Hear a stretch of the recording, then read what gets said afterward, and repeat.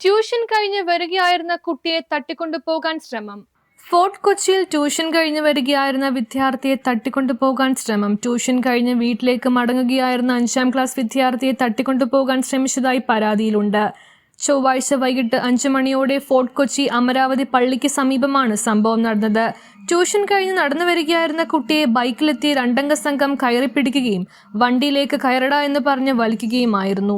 കുതിറിമാറിയ കുട്ടി ഒച്ചവെക്കുകയും ഇത് കണ്ട സമീപത്തെ കടയിൽ നിൽക്കുകയായിരുന്ന സ്ത്രീ ബഹളം വെച്ചതോടെ ബൈക്കിലെത്തിയ സംഘം കടന്നു കളയുകയായിരുന്നു. കടക്കാരിയാണ് കുട്ടിയുടെ പിതാവിനെ വിവരമറിയിച്ചത്. സംഭവത്തിൽ പിതാവ് ഫോർട്ട് കൊച്ചി സ്റ്റേഷനിൽ പരാതി നൽകിയിട്ടുണ്ട്. പ്രദേശത്തെ CCTV ക്യാമറകൾ പരിശോധിച്ച് പോലീസ് അന്വേഷണം ആരംഭിച്ചു. News bureau, Mattancherry. ആരോഗ്യത്തിനൊപ്പം സൗന്ദര്യവും.